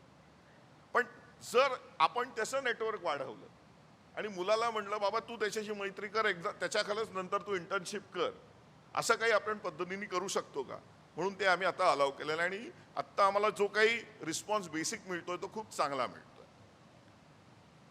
दुसरा एक मेजर इनिशिएटिव्ह आता लॉन्च करतो आणि तो फॉर द फर्स्ट टाइम आहे आणि आत्ता त्याला मागच्या आठवड्यामध्येच आमच्या EC मध्ये आम्ही त्याला पारित करून घेतलं. ते म्हणजे इंडस्ट्रियल फेलोशिप. आणि you should actually many of you should be looking out for the advertisement regarding industrial fellowship. याच्यामध्ये काय करणार आहोत आम्ही की जो फॅकल्टी मेंबर आहे त्याला 1 वर्ष इंडस्ट्रीमध्ये त्याला आपल्याला ट्रेन कसं करता येईल याविषयी आम्ही विचार करतो. आणि 1 वर्षाकरता त्याला फेलोशिप द्यायची आहे आणि इंडस्ट्रीमध्ये त्यांनी जाऊन रीतसर काम करायचं आहे. त्यांच्या जे हायरार्कियल असेल त्या ह्याच्यामध्ये जाऊन काम करायचं आहे, इंडस्ट्री करता डिलिव्हर करायचं आहे. आणि जर त्याच्यातून IP जर काही निर्माण झाली तर ती इंडस्ट्रीची असणार आहे. पण ते करण्याकरता दर महिना त्याला 1 लाख रुपये आम्ही देणार आहोत, apart from the salary what he is going to get. 25,000 रुपये इंडस्ट्री देईल, 75,000 रुपये AICT देईल फ्रॉम आवर ओन बजेट. आणि असे आत्ता आम्ही 300 फेलोशिप्स आणल्यात आणि पुढे त्या 3,000 ते 5,000 पर्यंत कसं नेता येईल या गोष्टीवर आम्ही आत्ता विचार करतोय. पण आत्ता हा एक एक्सपेरिमेंट म्हणून करतोय, कारण की जेव्हा आम्ही हा प्रोग्राम लॉन्च करायचा प्रयत्न केला किंवा विचार केला तर असं आम्हाला सांगितलं की कुठली इन्स्टिट्यूट 1 वर्ष सोडणार नाही त्यांच्या फॅकल्टी मेंबरला, सोडलं तर पगार देणार नाही. ओके, पगार दिला, सोडला आणि तो व्यक्ती परत आला नाही तर पुढे काय, कारण की 1 वर्ष. सो असे बरेच प्रश्न आम्हाला विचारले गेलेले आहेत. आम्ही सगळ्या त्या प्रश्नांना बाजूला केलेला आहे की नाही, आपल्याला जर इंडस्ट्री अकॅडमी जर खऱ्या अर्थाने इंटरॅक्शन वाढवायची असेल तर आपल्याला फॅकल्टी मेंबर्सना खूप साऱ्या इंडस्ट्रीमध्ये पुश करायची गरज आहे. त्यांना 1 वर्ष 2 वर्षाचा आपल्याला एक एव्हरी 5 इयर्स एव्हरी 10 इयर्स आपल्याला त्यांना अनुभव द्यायची गरज आहे. आणि त्यामुळं आता तोही प्रोग्राम आम्ही इनिशिएट केला आहे. आमच्या इंटरनल EC मध्येही खूप लोकांनी त्याला विरोध केला की बाबा रे, पगारावर 1 लाख रुपये देताय, परत त्याला इंडस्ट्रीमध्येही पाठवताय, म्हणजे काय त्याचे 5 उंगल्या घीव आहे तो कशाला परत येतोय. पण आता आम्ही त्यांना तेच सांगतोय की नाही, जाऊ दे. आणि काय सर, नाही आला तरी तो इंडस्ट्री करता तरी चांगलं काम करेल. आणि जर तो परत आला तर त्याला कळतंय, त्याला माहिती आहे, त्यांनी स्वतः प्रोजेक्ट डिलिव्हर केलेत. म्हणजे कोणीतरी म्हणत होतो आत्ता की एंटरप्रेनरशिप आयुष्यात केलेला माणूस धंदा कसा करायचा शिकवतो. बरोबर आहे की नाही? म्हणजे तसं मीही जाऊन भाषणं देतो, मी आयुष्यात धंदा केलेला नाहीये, पण हा मुद्दा महत्वाचा आहे. सो इंडस्ट्री फेलोशिप्स पण आम्ही आणलेले आहेत. करिक्युलम डेव्हलपमेंट जर तुम्ही म्हणला, ज्या करता आता हे सगळं चर्चा चालली होती, तर industry already is involved in the model curriculums which AICT has been developed. आणि top of the industry experts असतात, IIT आहेत, आणि जर फॉर एक्झाम्पल IT असेल किंवा कम्प्युटर सायन्स असेल, या तर NASCOM इन्व्हॉल्व होतं, किंवा FICCI म्हणून काही एक्सपर्ट्स येतात, कारण की त्यांच्याही सगळ्यांच्या बॉडीज आहेत ना, इंडस्ट्री बॉडीज आहेत, त्यांच्या एज्युकेशन विंग्स आहेत, त्यांच्या एज्युकेशन कमिटीज आहेत. तर ही सगळी लोक निश्चितच येऊन मदत करतात. सो आपल्याला जर हे करायचं असेल तर थोडेसे वेगळ्या पद्धतीने विचार करावा लागणार. आणि आम्हाला असं वाटतं की हे 2 मी जे आता तुम्हाला इनिशिएटिव्ह सांगितले हे थोडेसे completely out of the box आम्ही जाऊन विचार केलेला आहे आणि त्याच्याकरता आम्ही पैसे पण लावायला तयार आहोत. तिसरा जो विषय आहे जो मगाशी थोडासा यांनी मांडला, ज्याला he touched upon it, that how we can give problem statements from industry to students. तर तो विषय खूप महत्वाचा आहे. आणि त्या अनुषंगाने AICT तर नेहमी म्हणतोच आहे की ना, तुम्ही हॅकॅथॉन्स करा, तुम्ही ग्रँड चॅलेंजेस करा. मला माहिती नाही एक्सप्राइज सारखे ग्रँड चॅलेंजेस आपल्याकडे का होत नाही? मी किती वेळा तरी युनिव्हर्सिटीजमध्ये जेव्हा जातो तर सांगतो की मला माहिती आहे किती लोकांनी एक्सप्राइजचं मॉडेल बघितलं आहे. ते पहिल्यांदा इनिशियली एलॉन मस्कनी प्रमोट केलं होतं आणि आता टाटा झिनिया टाटा जी आहे, जी टाटा ग्रुपची पूर्वीची होती, ती actually champions for India pack level. तर एक्सप्राइज सारखे मॉडेल्स जर तुम्ही इंटरनली लॉन्च केले तर त्याचा खूप मोठा फायदा होणार आहे. आणि त्याच्यामध्ये काय असतं की you identify the problems. Because problems identify तुम्ही केले ना, right problems identified is half, म्हणजे more or less problem is half problem solved असं म्हणता येईल आपल्याला. कारण तुम्ही identification of problem itself sometime becomes very very difficult. आणि आम्ही आता जेव्हा आम्ही गव्हर्नमेंट साईडनी करतोय त्यावेळेस आम्ही गव्हर्नमेंटचे प्रॉब्लेम्स घेऊन करतोय. म्हणजे स्मार्ट इंडिया हॅकॅथॉन तुम्हाला माहिती आहे का? किती लोकांना माहिती आहे स्मार्ट इंडिया हॅकॅथॉन? अरे बरेच लोक आहे, म्हणजे आहे म्हणजे. सो स्मार्ट इंडिया हॅकॅथॉनमध्ये आम्ही काय करतो? आम्ही तेच करतो. आम्ही वेगवेगळ्या मिनिस्ट्रीजकडे जातो आणि म्हणतो तुम्हाला तुमचे टॉप 10 प्रॉब्लेम्स कुठले आहेत ते आम्हाला सांगा. आणि मग आम्ही असे सगळे प्रॉब्लेम्स एकत्र करतो आणि मग काय ते 300-500 जे काही प्रॉब्लेम्स होते तेच घेऊन आम्ही मुलांना चॅलेंज करतो ना. आता त्याच्यातले काही काही प्रॉब्लेम्स खूप रुडिमेंटरी पण असतात, कारण की गव्हर्नमेंटमध्ये त्या रिक्वायरमेंट्स असतात, ती थॉट प्रोसेस अजून तेवढी मच्युअर नसते.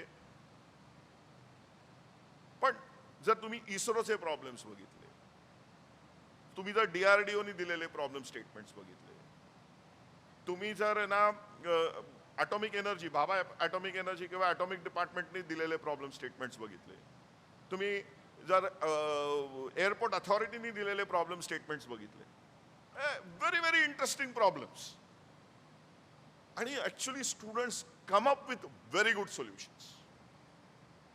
म्हणजे तुम्हाला जर काही उदाहरणं द्यायची म्हणली की कशा प्रॉब्लेम्सला मुलं सोल्युशन्स देतात, की एकदा DRDOने असा प्रॉब्लेम स्टेटमेंट दिला होता.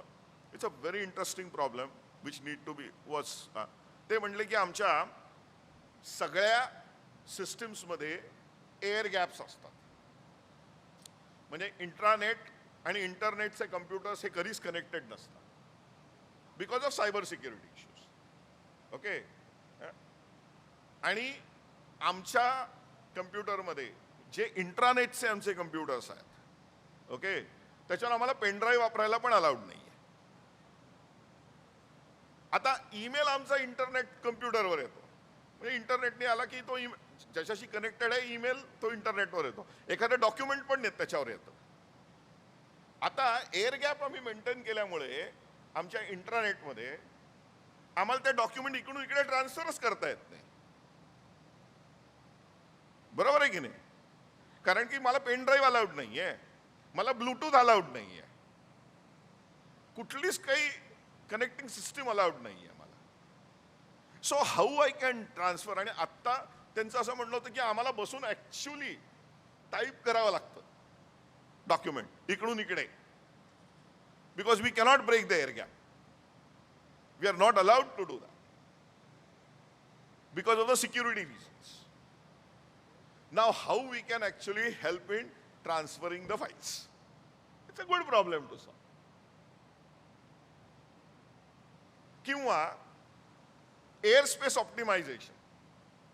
एअरपोर्ट अथॉरिटीने आम्हाला प्रॉब्लेम दिला होता की आपली विमानं भरपूर वेळा जर तुम्ही बघितलं तर वरतीच घिरट्या मारत बसतात, कारण की त्यांना लँडिंगला अप्रोप्रिएट तो जो तुमचा एक काय टाइम स्लॉट पाहिजे तो भरपूर वेळा मिळत नाही, कारण की बऱ्याचशा गोष्टी मॅन्युअली केल्या जातात. So can we come up with new kind of algorithms for air space optimisation.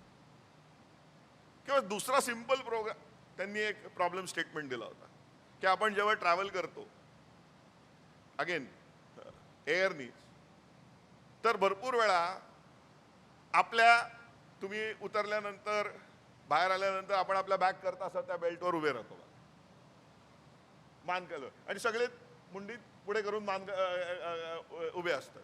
आणि आता माझी बॅग कधी येणार, माझी बॅग कधी येणार, या गोष्टीचा आपण विचार करतो.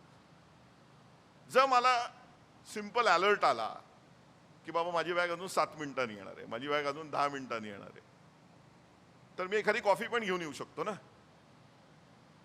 किंवा मी शांतपणे बाजूला बसू शकतो की नाही अजून 5 मिनिटं आहेत, आणि बॅग बेल्टवर आली एका ठराविक लोकेशनला की मला अलर्ट आला की बॅग आलेली आहे तुझी. It's a very easy problem to solve. It's not a very difficult problem to solve. So असे जे relevant problems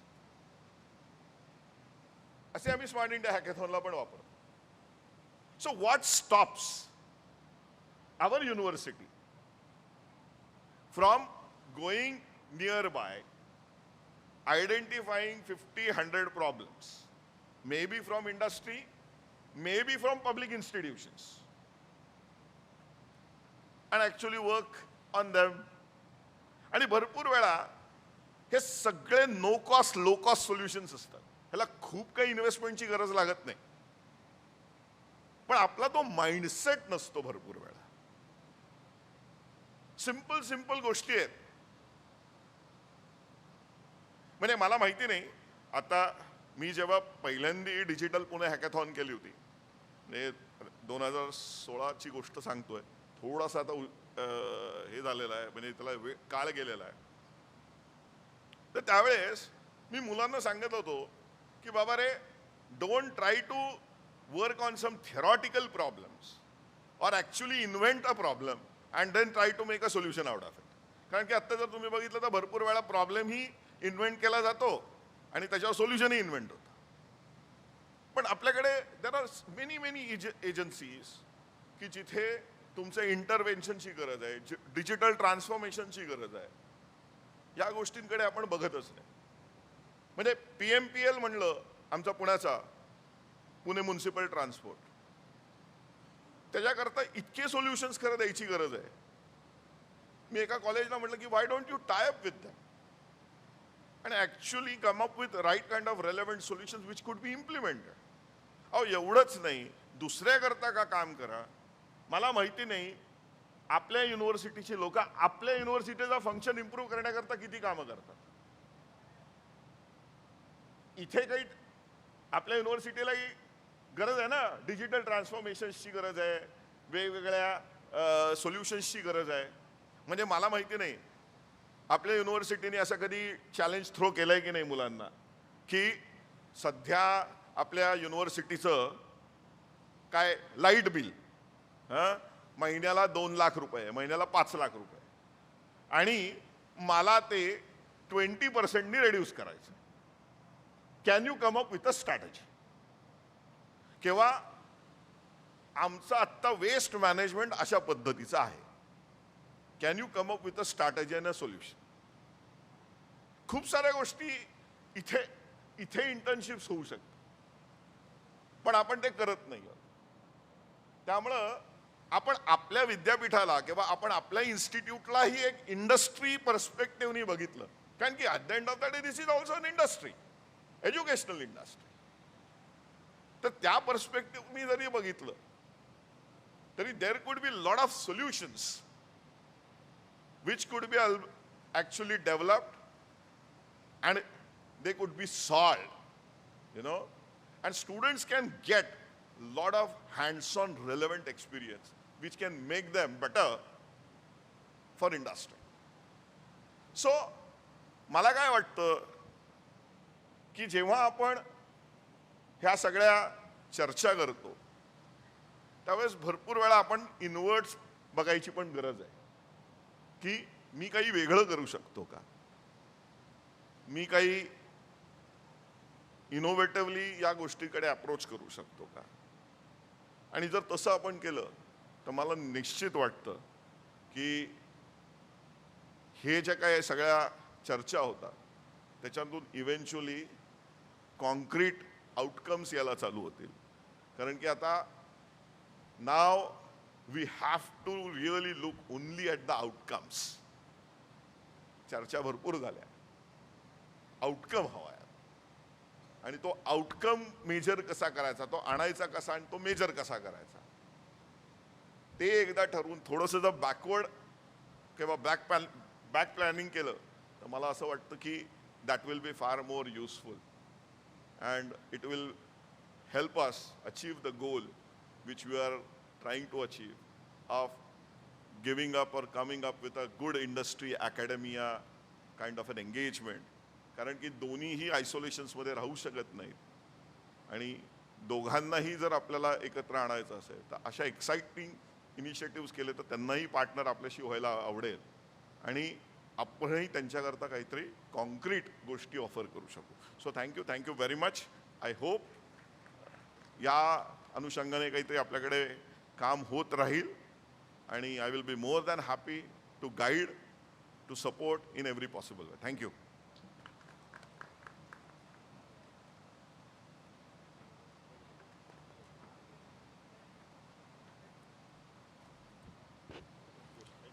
Dear friends, with this we come to an end of this session.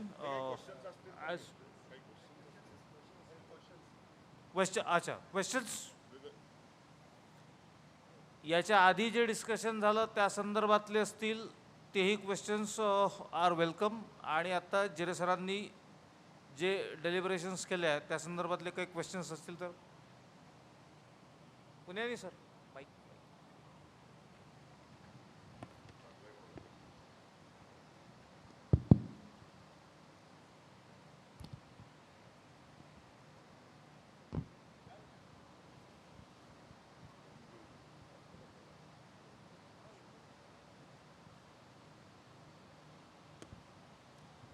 Yeah, good evening, everyone. So basically, I've heard lots of discussion about industry, collaboration, and all those things. I'm a teacher from a rural background, and my students asked me that why it can't be related with agriculture, and why we cannot do something so that what they are doing at their home, and they should get paid for that, and how the agriculture system of our country should improve. So can you please guide us in this respect? To whom you called this question? Sir, anyone who can Anyone, answer. okay. Sir agriculture ही सगळ्यात मोठी industry आहे. म्हणजे आपलं Yes, sir. Yes, sir. Bharat Krishipradhan देश आहे असंच आपण पहिलेपासून म्हणत आलो आणि आत्ताही मोदीजी तेच म्हणतात.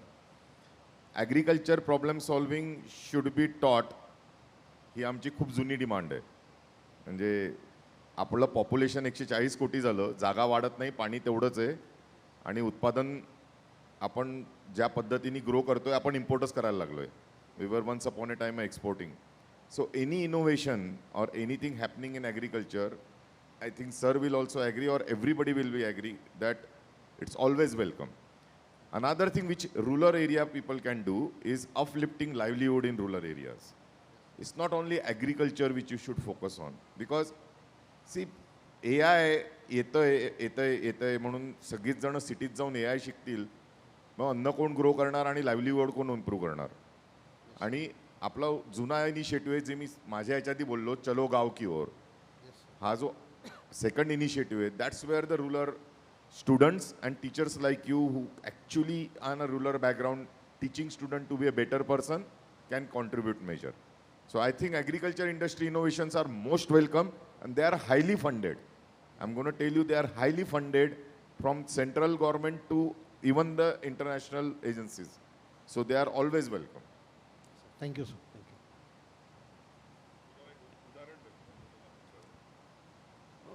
First of all, very good session. एक मिनिट, मी त्याला फक्त उदाहरण देतो की आत्ता मला माहिती नाही तुम्हाला माहिती आहे की नाही, पण आम्ही मोठं एक टोमॅटो ग्रँड चॅलेंज लॉन्च केलं होतं. ओके, कारण की ॲन्युअली टोमॅटोचं जे वाया जातो तो व जे सडतात त्याच्यामुळे 15,000 कोटींचं नुकसान होतं.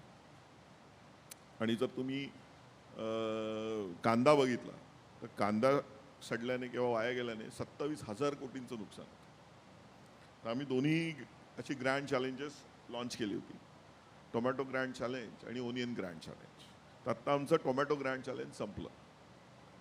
तर त्याच्यामध्ये आम्ही लो कॉस्ट नो कॉस्ट अशा टेक्नॉलॉजीज मागवल्या होत्या की ज्यांनी शेल्फ लाईफ वाढेल एक टोमॅटोचं, आणि 1 महिन्यानी जरी तुम्ही शेल्फ लाईफ वाढवू शकला तरी प्राइस स्टॅबिलायझेशन आणि जे वेस्टेज आहे ते तुम्ही बरंचसं टाळू शकाल. म्हणजे त्याच्यामध्ये जवळजवळ तुम्ही 40 ते 45% वेस्टेज टाळू शकाल किंवा वाचवू शकाल. हा आमचा इंटरनल स्टॅट्स होता. आणि जर थोडा वेस्ट झाला किंवा थोडं रॉटन झाले टोमॅटोज तर त्याच्याकरता काय करता येईल, व्हॅलरायझेशन असेल, प्रोसेसिंग असेल, काय करता येईल, तर त्या गोष्टीवरही आम्ही आयडियाज आत्ता मागवल्या होत्या. आणि I will be very happy to share with you की 12 म्हणजे आम्ही चालू केलं काहीतरी 2,500 आयडियाजनी. त्याला वेगवेगळ्या टप्प्यात आम्ही 3-4 टप्प्यात त्याला घेऊन गेलो आणि इव्हेंच्युअली त्यातून 12 आयडियाज अशा आल्या की विच वेअर सिम्पली फिनॉमिनल.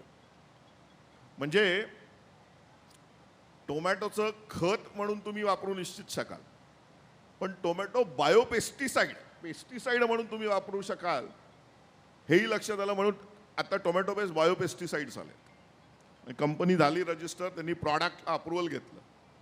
किंवा आपले हे स्विगी झोमॅटो जे तुम्ही रॅपर्स बघता की नाही, हां, तर हे जे त्यांचे जे बॉक्सेस आहेत, फूड डिलिव्हरी बॉक्सेस, त्याला जर तुम्ही टोमॅटो प्युरीची मायक्रोफिल्मिंग केलं तर जे फूड स्टोरेज आहे, त्याचं फूड लाईफ आहे, त्याचं शेल्फ लाईफ आहे, ते जवळजवळ 10 ते 12 तासांनी वाढतं. आणि त्या म्हणजे ते कोटिंग करण्याकरता तुम्हाला 20 पैसे ते 25 पैसे खर्च येतो. लोकांनी टोमॅटो वाईन्स आणल्या. Okay, apart from shelf life, म्हणजे शेल्फ लाईफ वाढवण्याकरता जे स्टोरेज युनिट्स आहेत ते आलेच, पण असे देखील प्रॉडक्ट्स आले. सो तुम्ही एक वेगळ्या पद्धतीने विचार करायची गोष्ट आहे. आणि मी तुम्हाला एक प्रश्न नेहमी म्हणजे एक सांगतो की दुसऱ्याकडे तुम्ही तुमचे प्रॉब्लेम सॉल्व्ह करण्याकरता बघू नका. You have to solve your own problems. आणि आपल्याकडे अनफॉर्च्युनेटली ती मानसिकता खूप झालेली आहे की somebody else will come and solve my problem. मग ते सरकार येईल, कुठली तरी इंडस्ट्री येईल किंवा कुठली तरी सोशल ऑर्गनायझेशन येईल, but I never take upon myself to actually go and solve a problem. Okay, so actually ते इन्कल्केट करण्याची जास्त गरज आहे की how I will solve my problem.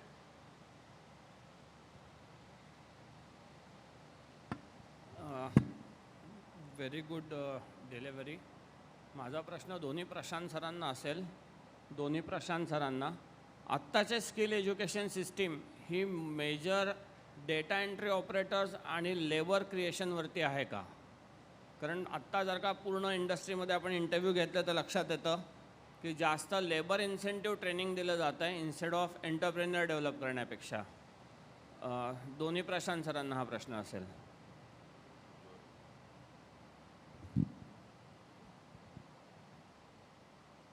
Hello, तुम्ही जे म्हणताय मी पूर्णतः सहमत नाही आहे. तुम्ही जे म्हणताय की आपण फक्त लेबर डेव्हलप करण्याकरिता ट्रेनिंग देतो आहे. तुम्ही जर फक्त एक छोटं उदाहरण देतो मी. आपल्या नागपूर विद्यापीठला जेव्हा आपण प्रशिक्षण आणि रोजगार अधिकारीची नियुक्ती केली, मला असं वाटतं की 1.5 वर्ष झालं असेल. ह्या 1.5 वर्षात आपण BA, BCom, BSc, MA, MCom, MSc चे 900 विद्यार्थ्यांना TCSमध्ये जॉब भेटलेली आहे. म्हणून हे म्हणणे की आपण फक्त लेबर तयार करतोय किंवा टायपिस्ट तयार करतोय, म्हणजे मला तरी पटत नाही आहे. तुम्ही जे म्हणता ते खरं असू शकते, पण आम्ही जे बघतोय विद्यापीठला, आमचे प्रशिक्षण आणि रोजगार अधिकारी पण बसले आहे इथे, आणि आपण त्यांना ट्रेनिंग देतो आहे, स्किल ट्रेनिंग देतो आहे, फ्री ऑफ कॉस्ट ट्रेनिंग देतो आहे. आणि याच्या व्यतिरिक्त बरेच ऑर्गनायझेशन्स आलेले आहे. ते ऑर्गनायझेशन पण आपल्याकडे जवळजवळ 600-700 हे झाले TCSचे. अजून 1300 अपॉइंटमेंट्स आपल्याकडनं विद्यापीठकडनं झालेले आहे. जेव्हा की विद्यापीठमध्ये आपल्याकडे मेजर जे कोर्सेस आहे, LIT वेगळ्या असल्यामुळे आपल्याकडे मेजर जे कोर्सेस आहे BA, BCom, BSc, MA, MCom, MSc आहे, आणि काही संलग्नित महाविद्यालयाचे विद्यार्थी पण सिलेक्ट झालेले आहे. जेव्हा की आपण आजपर्यंत असं समजत होतो की TCS म्हणजे इंजिनिअरिंग, फक्त इंजिनिअरिंग किंवा अभियांत्रिकी महाविद्यालयाचे विद्यार्थी तिथे नियुक्त होतील. ते संभ्रम, ते कन्फ्युजन, ते डायलेमा आमचे प्रशिक्षण आणि रोजगार अधिकाऱ्यांनी तोडलेलं आहे. म्हणून मी याच्याशी सहमत नाही आहे. कदाचित आपण नंतर मी तुम्ही आणि आमचे ट्रेनिंग अँड प्लेसमेंट ऑफिसर बसून यावर चर्चा करू शकतो. मी याला मान्य करत नाही. Just to add to in industrial point of view, I agree what you are saying. रोजगार निर्मिती हा नेहमी स्किल डेव्हलपमेंटचा उद्देश होता. रोजगार देणारे बनतील की रोजगार घेणारे बनतील याच्यात मोठी डिबेट होती. स्किल डेव्हलपमेंट जेव्हा आलं तेव्हा सरकार पण म्हणजे सॉरी सर पण सरकार पण विचार करत होतं की स्किल डेव्हलपमेंट इज रोजगार देणाऱ्यांसाठी आहे की रोजगार घेणाऱ्यांसाठी आहे. तर स्किल डेव्हलपमेंट हा इतका ट्रिकी सब्जेक्ट आहे कारण की स्किल कशात देतोय आणि कशा उद्देशाने देतोय याच्यावर पूर्ण निर्भर करतं. ॲकॅडमिकल इन्स्टिट्यूट्स मी सरांशी आत्ता त्याच विषयावर एक प्रश्न विचारलेला की ॲकॅडमिक इन्स्टिट्यूट कधी कधी हेडलेस चिकनसारखे असतात. त्यांना हेच कळत नाही की वरनं आलेली ही पॉलिसी इम्प्लिमेंट कशासाठी करायची. तुम्ही सरांना म्हणत होतो की रोल मॉडेल्स सांगायचे त्यांना की बाबा हे बघ हे सक्सेसफुल मॉडेल आहे, याला तू अनुषंगाने काहीतरी इम्प्लिमेंट करू शकतो का. म्हणजे त्या इन्स्टिट्यूटला सांगायचं की हे एक रोल मॉडेल आहे, हे सक्सेस झालं आहे, चेन्नईला झालं आहे for example. Take the cue from that instead of reinventing the wheel. orient your program of skill development or anything based on that because that worked in that particular subject or that particular thing. That will save a lot of money, efforts, time and will take India forward. So skill developmentचं पण तसंच आहे. रोजगार देणारे बनायचे की घेणारे बनायचे हा intention युनिव्हर्सिटीकडनं आला पाहिजे किंवा इनिशिएटिव्ह युनिव्हर्सिटीजकडनं आला पाहिजे. I think that's always a debatable subject. Hello. Hello. This is the last question that we can take. Sir माझा एक क्वेश्चन आहे. जेव्हा मी कॉलेजला होतो तेव्हा मला असं ऑलवेज वाटायचं की एखाद्या इंडस्ट्रीकडनं त्यांचा इंडस्ट्री करिक्युलम माहिती पडेल. म्हणजे मी अपार्ट फ्रॉम कॉलेज करिक्युलम मी तो स्वतः स्टडी करेल आणि त्या इंडस्ट्रीसाठी रेडी होईल. तर याला आपण काही डिजिटल वेने सॉल्व करू शकतो का. किंवा मला ह्या सगळ्या गोष्टी माहिती पडू शकते का की मी ह्या इंडस्ट्रीमध्ये जाण्यासाठी मला ह्या टाईपच्या गोष्टी आल्याच पाहिजे. सध्या मुलांसाठी हा खूप मोठा प्रश्न आहे की जर एखाद्या कंपनीमध्ये जायचं असेल तर तिथे एक्झॅक्टली मला काय नॉलेज पाहिजे म्हणजे मी तिथे एंट्री करू शकेल. Thank you sir.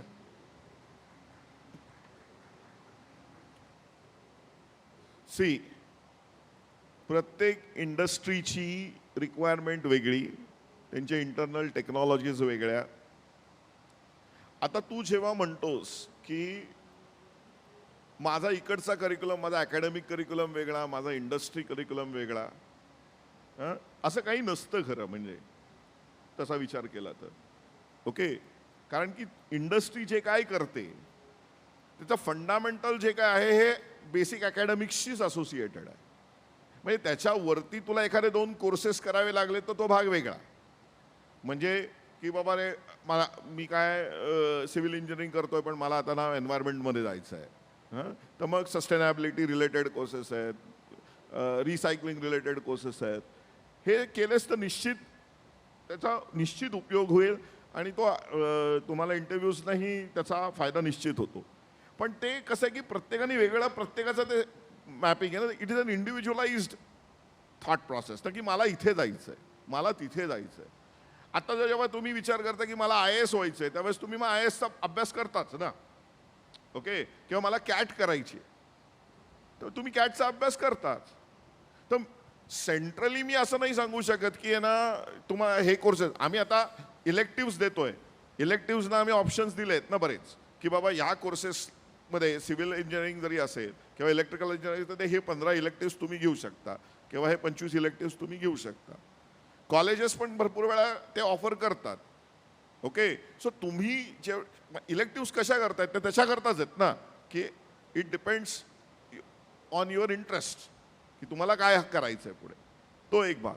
दुसरा भाग असा की जेव्हा तुम्ही इंटर्नशिप्स करताय, ओके, ज्या इंडस्ट्रीमध्ये इंटर्नशिप्स करताय त्या इंडस्ट्रीमध्ये तुम्ही जेन्युइनली काहीतरी शिकाल असे इंटर्नशिपमध्ये तुम्ही कामं करायची गरज आहे. पण भरपूर वेळा काय होतं आम्हाला जे दिसतं ते की पहिल्या दिवशी येतो मुलगा, दुसऱ्या शेवटच्या दिवशी येतो, सर्टिफिकेट घेतो निघून जातो. ओके, म्हणजे मी पब्लिकली हे खरं सांगू नये पण मी सांगतो, पर्सिस्टंटमध्ये मी असताना अशी एक 50 पोरं यायची इंटर्नशिपला.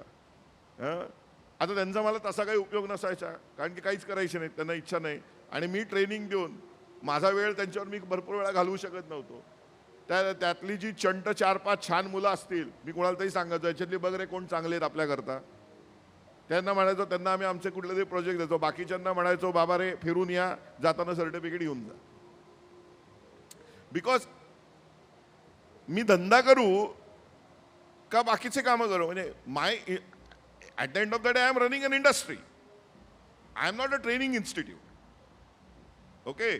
आणि जर आत्ता काय होतं, इतके कॉलेजेसची भीड आलेली आहे की जर एक 500 पोरं 1000 पोरं यायला लागले इंटर्नशिप्सना, तर आम्ही वेळ नाही देऊ शकत. नाही तर आमचा धंदा बाजूला राहील आणि ते ट्रेनिंग इन्स्टिट्यूट्स होते. ओके. पण ही जी ब्रुटल फॅक्ट आहे, ही कोणी बोलायला तयार नसतं, कारण की it's very politically incorrect to say some of these things. Okay. पण जेव्हा आता now when I am on the other side of the table, I know that. Okay. So या सगळ्या ज्या अपॉर्च्युनिटी इनबिल्ट मेकॅनिझम्स आहेत, त्या मेकॅनिझम्सचा तुम्ही किती चांगल्या पद्धतीने वापर करून घेता हे शेवटी प्रत्येक इंडिव्हिज्युअलवर आहे. Thank you so much, sir. With this, we come to an end of this wonderful session.